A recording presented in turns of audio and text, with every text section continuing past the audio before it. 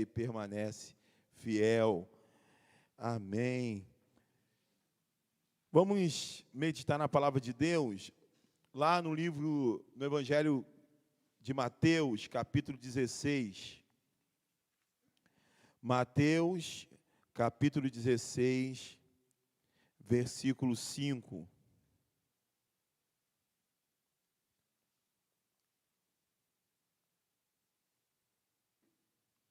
Mateus 16, 5. Aos poucos a gente vai precisar ter alguns cuidados de novo, né? Em contato com os irmãos, está tendo muito caso de Covid de novo. Então, aos poucos a gente tem que começar a nos policiar novamente. Quem sentir a vontade de usar máscara, para que a gente não venha, aí, em nome de Jesus, ter que fechar. Imagina, em nome de Jesus a gente não vai viver isso. Mas, de fato, tem aumentado um pouco os casos e é importante a gente se cuidar aí, tá, meus irmãos? Então, vamos lá. Mateus, capítulo 16, versículo 5. Diz assim: Indo os discípulos para o outro lado do mar, esqueceram-se de levar pão. Disse-lhe Jesus: Estejam atentos e tenham cuidado com o fermento dos fariseus e dos saduceus. E eles discutiam entre si, dizendo: É porque não trouxemos pão. Percebendo a discussão, Jesus lhes perguntou: Homens de pequena fé, por que vocês estão discutindo entre si sobre não terem pão? Ainda não compreendem? Não se lembram dos 5 pães para os 5.000 e de quantos cestos vocês recolheram? Nem dos 7 pães para os 4.000 e de quantos cestos recolheram? Como é que vocês não entendem que não era de pão que eu estava lhes falando? Mas tomem cuidado com o fermento dos fariseus e dos saduceus. Então entenderam que não estava lhes dizendo que tomassem cuidado. Então entenderam que não estava lhes dizendo que tomassem cuidado com o fermento de pão, mas com o ensino dos fariseus e dos saduceus. Amém?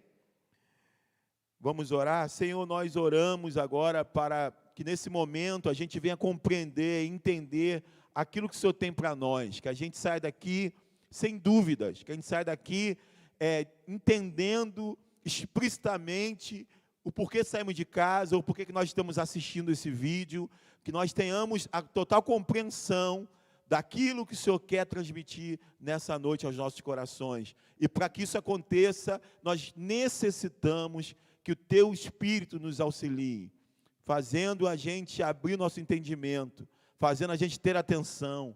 Então, Pai, nos ajuda agora, em nome de Jesus. Amém. Nós temos aí esse texto interessante.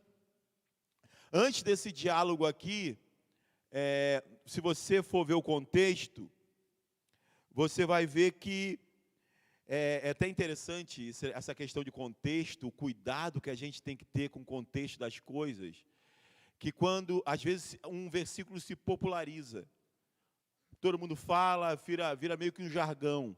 Aí eu estava até conversando com o Elisa essa semana sobre quando diz o texto: onde tiver 2 ou 3 reunidos em meu nome, eu estarei presente. E às vezes muita gente usa esse texto como uma desculpa para não necessitar congregar, por exemplo. Onde tem 2 ou 3 reunidos, o Senhor está presente. Então eu posso congregar, eu, minha esposa, minha filha, e Deus está presente. E eu conversando com Elias, várias vezes a gente usa esse texto com essa ideia de que onde tiver 2 ou 3 reunidos, o Senhor está presente, porque é isso que está dizendo. Mas e aí vai a importância do contexto, quando você vai ver o contexto onde isso foi dito, estava falando sobre disciplina, sobre um irmão que pecou, e sobre o procedimento da igreja em relação àquele que peca deliberadamente e que não se arrepende. Então fala sobre você ir ao irmão, depois se você for o irmão continuar ali no erro, você chama mais um, e você todo o processo de disciplina da igreja local. E aí, no final vai dizer, onde tiver 2 ou 3 reunidos, o Senhor se faz presente nesse sentido disciplinar, Não no sentido de que invocar o nome, ninguém invoca a presença de Deus. A presença de Deus já é. Então, não, se tiver 2 ou 3 reunidos, o Senhor está presente. Nós invocamos a presença. Não existe. Ele já é presente. Aí, no contexto de disciplina, como era até algo lá de trás do Antigo Testamento, tinha testemunhas, 2 ou 3 testemunhas. Então, ali é isso. Quando tiver um caso de disciplina, reúne a igreja. E aí, aquilo vai tomando uma proporção. E a gente vai chamando a pessoa. E aí, chega um momento que Deus está ali presente naquele caso de disciplina. Entender o contexto de qualquer texto é importantíssimo para que a gente não faça uma interpretação errada. Antes desse momento onde Jesus e os discípulos vão para o outro lado do mar, antes desse momento acontecer, Jesus foi interrogado pelos fariseus e saduceus. E o que eles vão dizer? Quem eram os fariseus e saduceus? Era uma ala do judaísmo. O judaísmo ele tinha vários lá segmentos, então tinha os fariseus, os saduceus, tinha os zelotes, tinham vários. O maior eram os fariseus. Mas nesse caso aqui, antes desse momento, ele foi interrogado pelos fariseus e pelos saduceus. E eles queriam que Jesus fizesse um sinal. Faça-nos um sinal do céu. Mostra-nos alguma coisa. Por muitas vezes eles faziam isso. Eles interpelavam Jesus e eles queriam que Jesus demonstrasse que ele de fato era filho de Deus. E aí o pedido deles era: mostre alguma coisa no céu. Faz alguma coisa extraordinária para que creiamos. E aí, Jesus não atende isso. Jesus diz: olha, não, vocês não conseguem olhar para o céu e perceber o tempo. Quando vai chover, lá no interior, a gente tem muito isso. Você chega lá, pergunta um pescador, o pai de Dani, Lelego, vai chover? Eles sabem pelo vento, pela lua, pela maré, eles sabem, conhecem. Então, vai chover, tem tudo para chover. Eles conhecem pela tonalidade do céu. E Jesus faz a mesma coisa com esses homens religiosos. Vocês não dizem quando vai chover, vocês não preveem as coisas pelo céu, pelo que vocês estão vendo? E como que vocês não discernem quem eu sou? Então, não vou fazer sinal nenhum. Nenhum sinal lhe será dado, a não ser o do profeta Jonas. Então, Jesus deixa isso claro. Ele vai dizer lá: uma geração perversa e adúltera pede um sinal miraculoso, mas nenhum sinal lhe será dado, a não ser o de Jonas. Então, Jesus os deixou e retirou-se.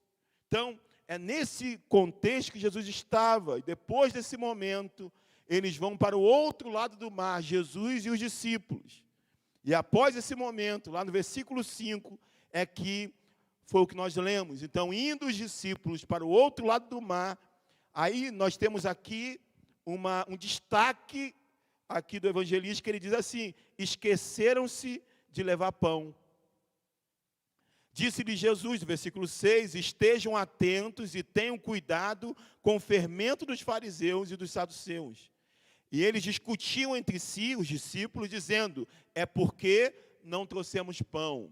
E é interessante isso aqui, porque o escritor deixa aqui em destaque que os discípulos tinham esquecido o pão. Então, como eles se distanciavam da cidade, eles levavam o mantimento. E por algumas vezes não era suficiente pela distância, por andar no deserto, e por isso que houve tantas multiplicações de pães e peixes. E aqui, mais uma vez, os discípulos do outro lado do mar esqueceram-se do pão. E, coincidentemente, diz no versículo 6 que Jesus, vindo daquele contexto dos fariseus e dos saduceus, e do pedido daqueles religiosos, Jesus vai alertar os discípulos. E vai dizer: olha, tenham cuidado com o fermento dos fariseus e dos saduceus. E isso gerou nos discípulos uma interpretação. Eles ficaram: se ele falou do fermento, ele está nos dando uma indireta, Jesus, de que nós esquecemos o pão. É isso que ele está falando com a gente. Aí aquilo gera um mal-estar entre os discípulos. Poxa, de repente, falei para você trazer o pão, você não foi, agora ele está falando aí do fermento, ele está falando do pão, que nós não trouxemos, e começou a gerar uma discussão entre eles. Não sei se vocês já viveram algum mal-entendido desse tipo, de palavras, de alguém falar uma coisa, alguém entender outra coisa, e confundir tudo. Eu lembro uma vez, estava até conversando com Elisângela, que eu encontrei uma irmã na igreja, tem bastante tempo isso, e falei assim para a irmã: irmã, como que está o seu trabalho? Está tudo bem no seu trabalho? E às vezes eu faço isso, eu pego: e aí, Vani, como que está lá, Vani? Como que está a Ellen na faculdade? Coisa natural. Então eu vi a irmã, falei: minha irmã, como que está seu trabalho lá? Está tudo bem? Rapaz, aí falei, ela foi responder, eu achei ela estranha, se ela reagiu estranho, mas ela respondeu, passou. Rapaz, aquilo gerou uma confusão, porque você vê aqui que o evangelista coloca aqui um adendo para a gente. Mas isso aqui não está explícito, aqui está implícito, está lá dentro da história. Então, eles esqueceram o pão. Ele dá esse relato, mas não quer dizer que Jesus sabia daquilo diretamente. E que os discípulos sabiam que Jesus não sabia que eles não tinham levado. Eles, quando Jesus fala do fermento, eles associam que ele estava dando uma indireta de que eles esqueceram o pão. Então, aquela irmã, quando eu perguntei, o que ela pensou? Que ela tinha relatado para uma pessoa que ela estava passando um problema no seu trabalho. E o que ela pensou? A pessoa que eu relatei contou para o pastor, porque não faz sentido. Eu acabei essa semana de contar para essa pessoa, e agora o pastor me encontra, e a primeira coisa que o pastor pergunta é como que está meu trabalho. Então, aquela irmã já tirou a conclusão dela. Aquela pessoa contou para o pastor, e o pastor me abordou e perguntou. Olha a confusão, olha o mal entendido, e eu não sabia de nada. Eu falei por falar. Então, é mais ou menos isso aqui que aconteceu. Eles tinham esquecido o pão, já estavam meio se sentindo culpados. E agora Jesus veio com um papo dizendo o seguinte: olha, cuidado com o fermento dos fariseus e dos saduceus. Então eles começam a discutir sobre pão físico. Eles não interpretam que Jesus estava falando como fosse uma metáfora, não, ou fazendo uma analogia, não. Eles entendem que Jesus está falando de pão. E por que eles esqueceram o pão? E eles começam a discutir, olha que coisa interessante. Nossa vida com Deus, nossa caminhada, ela passa por isso, por muitos maus entendidos. A gente não consegue, nós estamos falando de reino, nós estamos falando de coisas que são, como nosso tema aí, mais altos, pensamentos mais altos, caminhos mais altos. Nós lidamos com o transcendente, com aquilo que é espiritual o tempo todo. Alguém já dizia, nada no mundo material acontece se não passar pelo espiritual. Mas vivemos no material. Então nós vivemos o tempo todo nessa briga entre o que vemos e o que cremos.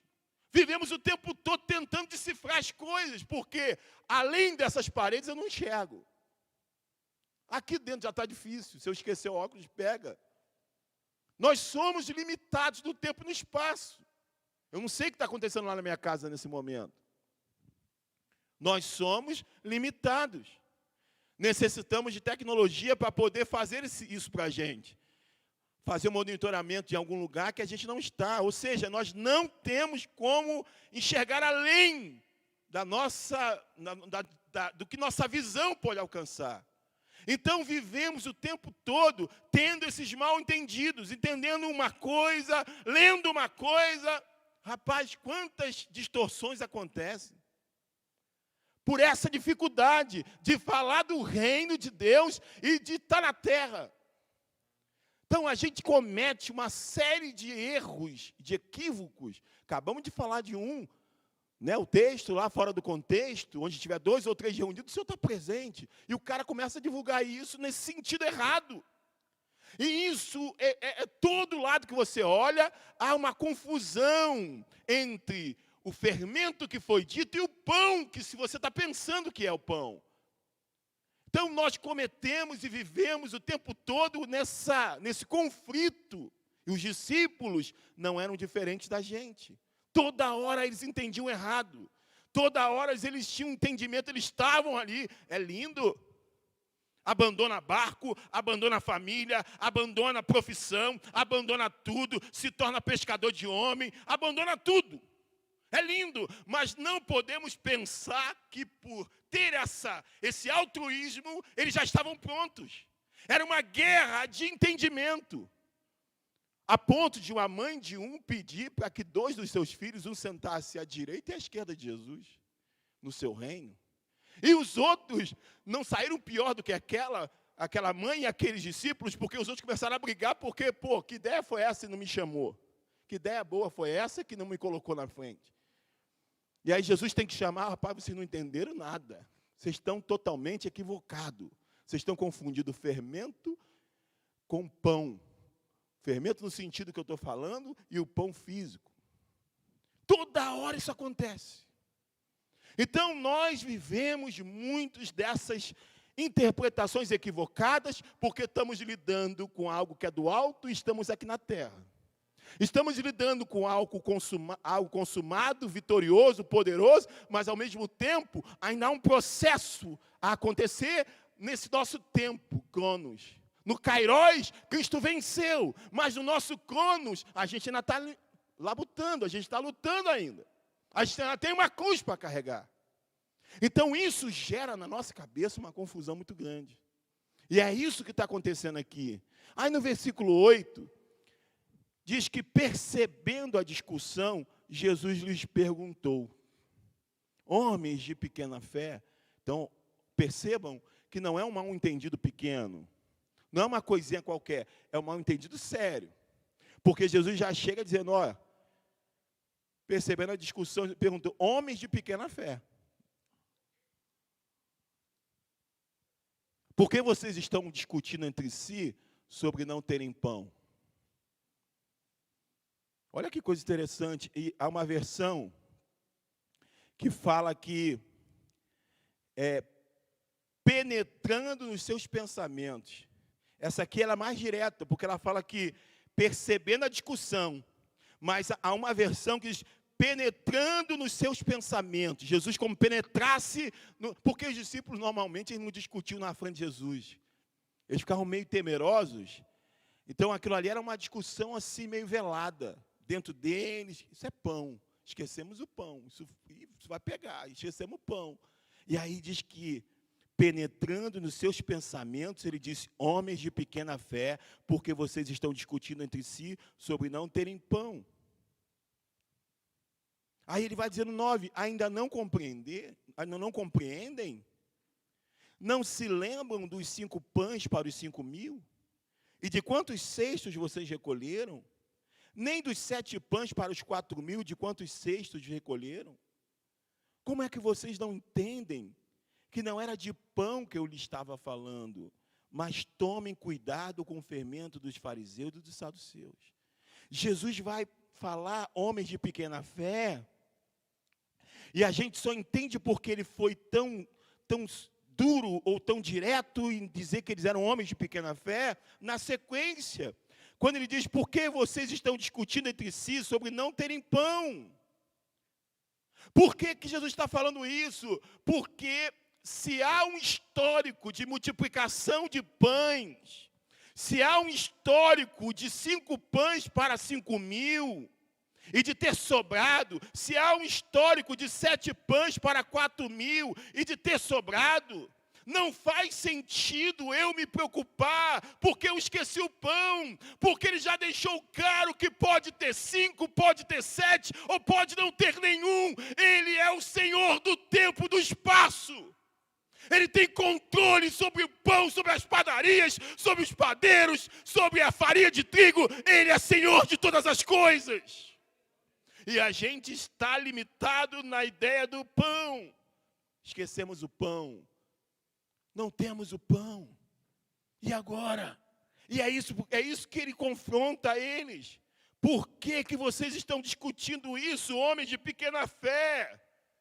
E aí ele vai fazer 2 coisas. Primeiro, ele vai falar sobre compreensão. E segundo, ele vai falar sobre lembrança. Primeiro, ele vai dizer: vocês não compreendem? Por 2 vezes ele vai dizer, no versículo 9, ainda não compreendem? No versículo 11, como é que vocês não entendem? Compreensão e entendimento. Por quê? Porque na caminhada, você vai compreendendo. É natural, no início, alguém te dá 5 pães, 2 peixes, você dizer: o que é isso para essa multidão? Era necessário tantas padarias para que a gente alimentasse. Vamos despedir a multidão. Não faz sentido a gente dar de comer aquilo que a gente não tem como fazer. Mas ele se apresenta e ele abençoa e se multiplica, e aquilo fica na nossa memória. Na segunda vez, já se espera um pouco mais de ousadia. Já se espera um pouco mais de fé, de usar a memória para pensar, se ele multiplicou a primeira vez 5 pães para 5.000, agora não será diferente. Ele vai multiplicar 7 pães para 4, para 8, para 10, para quanto for. Porque da primeira vez sobrou, e dessa vez não vai ser diferente. Mas mais uma vez, como a gente está aprendendo, é natural que ainda a gente fique temoroso. A primeira aula de direção, você não sai dirigindo. A segunda aula você também não sai, a terceira você começa, a quarta você vai, e quando vê você está dirigindo. Então é natural haver um processo, mas não é natural que esse processo nunca chegue. Não é natural que esse entendimento nunca chegue, que essa compreensão nunca chegue, mas eu temo por nós. Eu temo por nós, porque embora nós pelo tempo, pela caminhada, pelo discipulado, pela convivência, pela palavra, pela história, nós já tenhamos tempo de sobra de ter compreendido, normalmente a gente não compreende na hora da luta. A gente tem dúvida, porque somos humanos. O povo de Israel viu coisas maravilhosas, mas ainda assim duvidava. Foi chamado de povo de dura cerviz. Não porque era uma característica deles, eu creio que é uma característica humana. Nós vamos bem, mas quando chega na hora da aprovação, nós não conseguimos aplicar toda a nossa teoria na prática. Então, mas podemos hoje, olhando para essa história e para todos os relatos dos discípulos, fazer esse exercício. Primeiro, nós temos que compreender. Nós temos que olhar e fazer como Josué fez com o povo de Israel. Ele fez ali um panorama do que Deus fez. Desde Abraão, desde Isaac, desde Jacó, Moisés, Egito, Mar Vermelho, Maná. Ele fez um histórico e disse, Deus está com vocês. No momento que vocês assumirem o lugar na terra, não se esqueçam do Deus que os tirou do Egito. É preciso a gente compreender, é preciso a gente lembrar, como ele diz aqui. Não se lembram? É preciso, na hora da luta, do confronto com a realidade, a gente compreender e a gente lembrar. A gente fala, quem eu sou? Quem eu era? Da onde ele me tirou? O que ele fez? Quem ele é? Nós temos que o tempo todo fazer esse exercício. Nós temos que lembrar como ali ele faz. O que ele faz? Vocês não compreendem ainda? Vocês não se lembram ainda? O que aconteceu na primeira multiplicação? O que aconteceu na segunda multiplicação? Por isso não faz sentido vocês estarem preocupados porque esqueceram o pão. Nós temos que lembrar. Nós temos que compreender. Nós temos que olhar nossos olhos para trás, toda hora. Como diz, e tremendo quando Claudinha leu esse texto de Lamentações 3:21, porque está aqui. Nós não combinamos nada, está aqui. Jesus falou, não lembram da primeira, da segunda? Lembrem, na hora da luta, na hora da provação, lembre daquilo. Ative sua memória. Quero trazer à memória o que me pode dar esperança. As misericórdias do Senhor são a causa de não sermos consumidos, porque as suas misericórdias não têm fim. Nós temos que, na hora que não tem nada, na hora que tudo parece fugir, nós nos lembrarmos, nós compreendermos que nós temos um Deus soberano. Nós temos um Deus que não precisa de 5 pães, de tantos peixes. Ele só precisa de declarar que ele faz acontecer. E se não acontecer, ainda assim ele é Deus. Ele tem total controle de todas as coisas. Uma coisa é certa, ele não está fraco, ele não perdeu. Simplesmente os seus pensamentos não são os nossos pensamentos. Os seus caminhos não são os nossos caminhos. Porque assim como os céus são mais altos do que a terra, assim são os meus caminhos mais altos do que os vossos caminhos, e os meus pensamentos mais altos do que os vossos pensamentos. Sabe, irmãos, no final, versículo 12 diz que eles entenderam que não estavam lhe dizendo que tomasse cuidado com o fermento de pão, mas com o ensino dos fariseus e dos saduceus. É porque, qual era o fermento? O fermento simbolizava o pecado. Na Páscoa, se tirava dentro da casa do judeu tudo que lembrasse fermento, porque um pouquinho de fermento leveda toda a massa. Era um símbolo de se contaminar alguma coisa. O fermento tinha o poder de ser, até hoje, você bota um pouquinho, uma pitada de fermento, e ele vai levedar toda a massa. Então, o fermento dos fariseus era aquilo que ia e que se infiltrava, que tinha inveja, que tinha hipocrisia, que tinha mentira. Então ele vai dizer, cuidado com esse fermento. E aí eles entenderam que ele não estava falando do pão que eles esqueceram de levar, mas sim desse fermento dos fariseus, dessa hipocrisia, desse pecado. Cuidado com isso. Se afastem disso. Então, em vários momentos, nós temos como discípulos dificuldade de compreender o que Deus quer dizer. Confundimos o fermento na analogia espiritual com o pecado, confundimos com o pão que é físico. Confundimos várias vezes, várias coisas na nossa vida. No momento de crise é onde a gente é mais provado e é onde mais a gente faz interpretações equivocadas. E hoje aqui, e na vida dos discípulos, não era diferente, eles viviam paradoxos terríveis. Você vai ver os discípulos, depois de toda a caminhada de 3 anos e meio, eles estarem indo num caminho de Emaús, tristes, abatidos, discutindo, dizendo, olha, foi uma furada a gente ter abandonado nossa profissão, foi uma furada a gente ter acreditado que ele era o Messias, e se você for olhar, era o 3º dia que Jesus tinha morrido.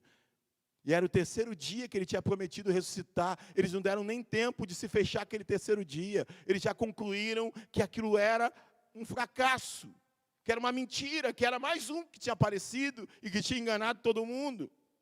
E aí Jesus se apresenta ali, e a tristeza faz com que eles não percebam que é o próprio Cristo ressurreto ali com eles. A gente, quando está triste, quando está abatido, quando está confuso, a gente não consegue enxergar Cristo.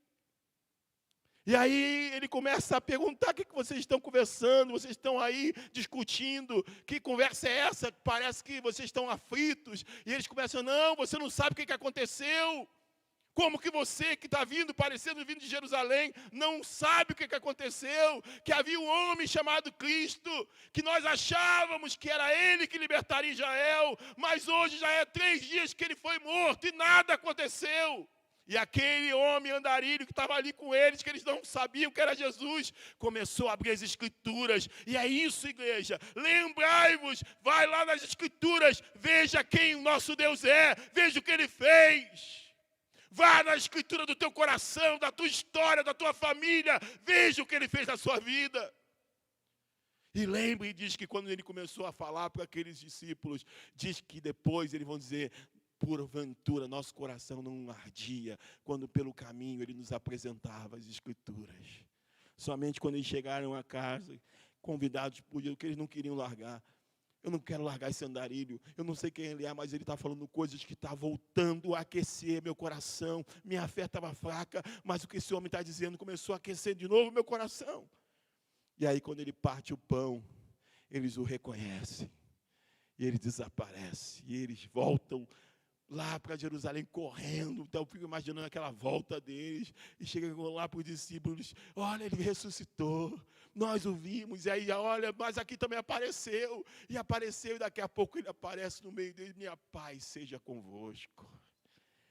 Meus irmãos, vivemos paradoxos mesmo, como diz as Escrituras, entristecidos, mas sempre alegres, nada tendo, mas possuindo tudo, pobres, mas enriquecendo a muitos. Viveremos sempre paradoxos. Mas nesses momentos, o Senhor está nos chamando para a gente, primeiro, lembrar. Segundo, também compreender quem Ele é e o que Ele tem feito na história do mundo e na história das nossas vidas. Ele continua no controle. Eu queria te convidar para a gente orar, para a gente ficar em pé. E para a gente entregar na mão dele, mais uma vez, nossas vidas. Nós sempre, talvez, venhamos a viver essa crise entre o que cremos e o que estamos vivendo. A Bíblia diz que nós nos guiamos não por vista, mas por fé. Mas como que essa terra tem uma influência na gente? Como que nossa natureza humana tem uma força extremamente sedutora para nos fazer compreender tudo errado. Quantas loucuras a gente pensa, quantas interpretações que a gente faz. Quando o povo de Israel sai do Egito, eles foram por um caminho mais distante. E alguém disse assim, já saímos errado. Já começou errado, já está tudo esquisito. Que quem está nos levando é Moisés, que foi criado pela filha de Faraó, não estou entendendo nada. E agora esse cabra, que a gente já está duvidando dele, ele vai nos levar pelo caminho mais distante. Nós sabemos que tem um atalho aqui. Todo mundo sabe que o caminho melhor é esse. Como que ele está indo por lá? Aí é preciso Deus falar, olha, eu estou conduzindo vocês por aí, porque por aqui, por embora seja mais próximo, há muita guerra. E vocês não são um povo acostumado com guerra.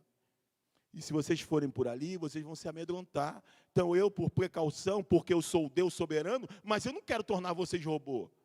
Eu posso levá-los por onde for, até por aqui pela guerra, e posso cegar os inimigos, mas eu não torno vocês robô. Eu quero que vocês sintam, eu quero que vocês participem, eu quero que vocês aprendam.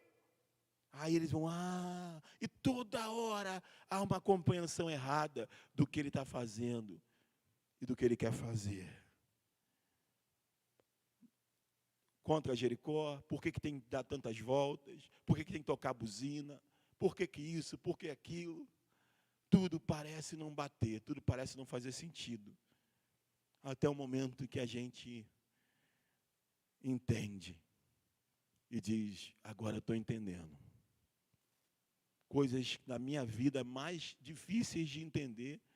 Depois de algum tempo eu falei, agora eu estou entendendo qual o propósito de Deus. Mas uma coisa eu não tenho como duvidar, que o Senhor me trouxe até aqui, que o Senhor tem me guardado, que o Senhor tem me direcionado, que o Senhor sabe, Lorena, o tempo, a hora, a maneira, o jeito de retornar à faculdade, que você só tem que descansar, você só tem que dizer, Senhor, seja feita a tua vontade na minha vida, seja agora, seja depois, seja o que for, eu só sei de uma coisa, eu não preciso me preocupar se eu esqueci o pão, porque Ele tem o poder de transformar todas as coisas. Eu queria cantar um louvor que fala isso, não tenha sobre ti nenhum cuidado qualquer que seja, pois somente um, seria muito para ti. Ele vai dizer, é meu, somente meu, todo o trabalho, e o teu trabalho é descansar em mim. Não temas quando, enfim, tiverem que tomar decisão, porque a hora da decisão é a mais difícil, né? Que a gente fala, vou fazer o quê? Eu me vi assim, vou fazer o quê? O que eu faço? Se eu falar sim, não consigo. Se eu falar não, não dá. Se eu falar mais ou menos também, o que eu faço? Quantas vezes a gente se vê assim? Mas ele vai dizer, é meu, somente meu, todo o trabalho. Qual o seu trabalho? É só descansar em mim. Descansa em mim. Lembre do que eu fiz, lembre do que eu sou. Ainda não compreendem? Porque vocês estão discutindo sobre não ter pão? Ainda não compreendem? Não se lembram dos 5 pães para os 5.000? E de quantos cestos vocês recolheram? Nem dos 7 pães para os 4.000? E de quantos cestos recolheram? Como é que vocês não entendem que não era de pão que eu estava falando?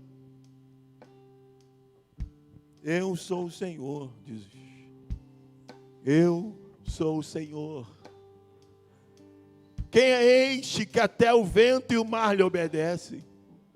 Quem é esse que até o vento e o mar lhe obedecem? Quem é esse que dá vista aos cegos? Quem é este que cura? Quem é este que consola? Quem é este? Quem é esse? É o Senhor.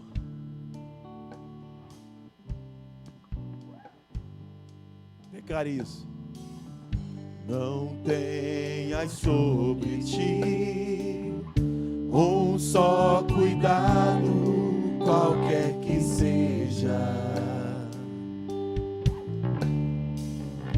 pois somente seria muito para ti.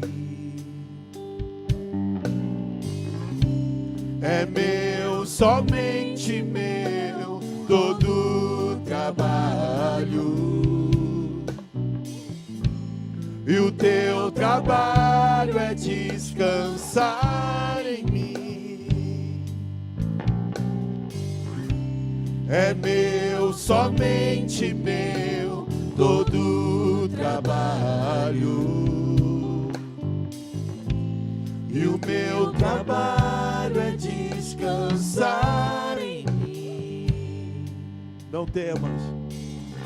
Não temas quando enfim tiveres que tomar decisão. Escuta isso, Lorena. Aí, Lorena. Entrega tudo a mim, confia de todo o coração. Por que, igreja? Escute isso, igreja. Escute. É meu, somente meu, todo trabalho. E o teu trabalho é descansar em mim. É meu, somente meu, todo trabalho. E o teu trabalho é descansar em mim. Eu queria que você fechasse seus olhos agora. E para que não haja confusão, você precisa entender que essa estrofe é Ele falando para você. Você pode fazer uma confusão porque você que está cantando. Mas eu queria pedir a você, eu sei que é difícil, mas eu queria que agora você que está em casa, você que está aqui, você só ouvisse. E ao ouvir, você ouvisse o Senhor falando com você. Hoje Ele está te chamando aqui. Você que está lá no caminho de Emaús, você que estava preocupado que esqueceu alguma coisa, esqueceu o pão, você está preocupado com alguma coisa, hoje Ele está te chamando aqui e Ele quer te dizer isso. Você está como Marta, você está preocupado com muita coisa, hoje Ele está te chamando para te dizer isso. Ele está querendo dizer para você isso. Então só escute isso, não cante. Só escute o que Ele diz para você, ó. É meu, somente meu, todo trabalho. Escute isso. E o teu trabalho é descansar em mim. Olha o que Ele diz para você. É meu, somente meu, todo trabalho. E o teu trabalho é descansar em mim. É meu, somente meu, todo trabalho. E o teu trabalho é descansar.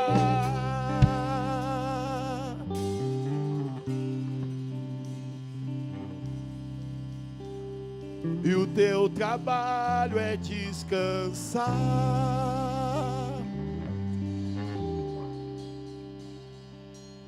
Ele sabe da nossa estrutura. Coisas que a gente ouve e que a gente pensa que a gente não se impressionou, são capazes de nos tirar o sono. Coisas, notícias que a gente viu passando muito rápido e a gente pensa que nem prestou atenção, mas na hora da noite, na seta que voa ao meio-dia, nos momentos de fragilidade, esses pensamentos vêm e povoam a nossa mente e nos tiram o sossego, tiram a paz, nos sufocam, nos fazem nos desesperar. E hoje Ele está dizendo para você que o teu trabalho é descansar. Parece estranho, parece coisa de frouxo, parece coisa de medroso, parece coisa de acomodado, mas vocês não têm noção o que é descansar. Descansar nele dá trabalho, descansar nele requer fé. Não menospreze descansar nele pensando que é algo fácil. O mais fácil é pegar tudo para você, é pegar todas as preocupações do teu filho, do teu casamento, da tua saúde para você. Isso é o fácil. O difícil é descansar. Não olhe para isso como algo pequeno ou como algo acomodado. Não, isso é milagre, isso é fé. Descansar nele requer fé. Descansar nele requer entregar o domínio a ele, o senhorio a ele. Então não é simples, não pense que descansar é simples. Descansar é difícil. Quando disseram, na sexta-feira cairá o maná para o sábado, colham na sexta-feira, vocês vão perceber que vai ter mais maná do que o normal. Mas é proposital para que no sábado vocês não vão, porque não vai ter maná no sábado. Sábado é dia de descansar, descansar nele. E aí eles colhiam, mas quando chegava no sábado, mesmo tendo a mais, quando Moisés foi ver, eles estavam tentando colher, porque a gente tem dificuldade de descansar. Mas hoje ele está dizendo para você que o teu trabalho é simplesmente descansar nele.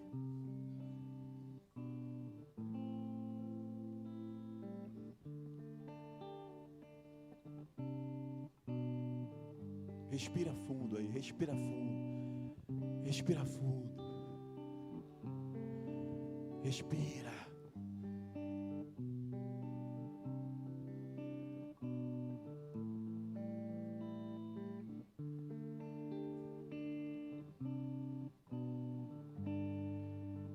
Escuta isso.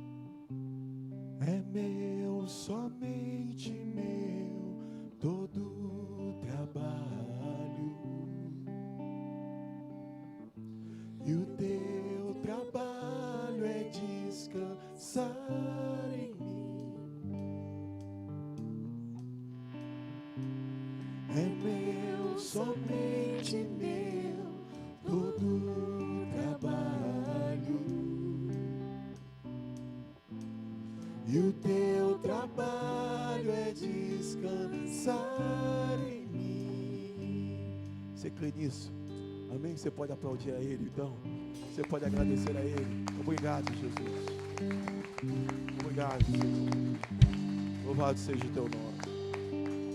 Deus abençoe você, meu irmão. Deus abençoe sua vida.